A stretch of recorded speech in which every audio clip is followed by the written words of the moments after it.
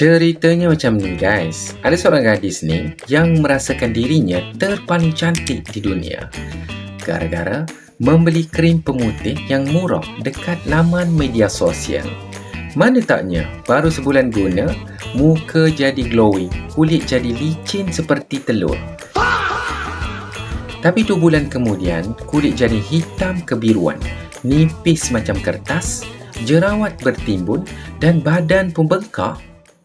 Ini bukan cerita rekaan, ini adalah realiti berpuluh-puluh ribu rakyat Malaysia setiap tahun. Hari ini aku nak share benda yang ramai tak sedar, iaitu ubat dan kosmetik beracun yang sedang beredar luas. Kementerian Kesihatan Malaysia KKM selalu rampas produk-produk seperti ini. Kenapa? Sebab ramai penjual telah campur bahan racun berjadual yang dilarang dalam kosmetik.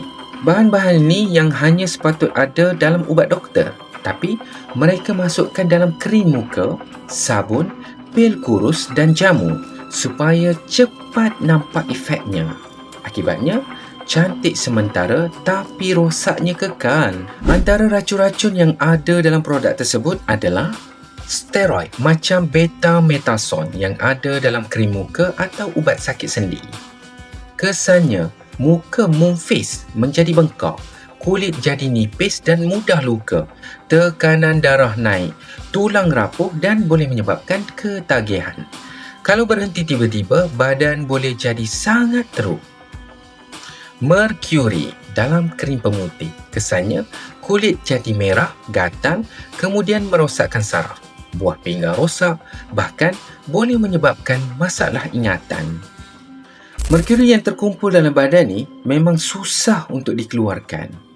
Hydroquinone dan tretinoin, kulit jadi putih serta-merta. Tapi kesannya, kulit kering teruk, menggelubas, iritasi dan paling teruk, ochronosis, iaitu kulit jadi hitam kebiruan kekal macam arang. Jangan tertipu dengan review palsu.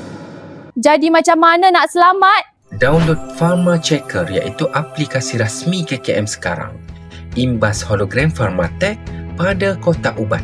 Terus tahu asli atau palsu. Semak nombor MAL untuk ubat atau NOT untuk kosmetik di website npra.gov.my.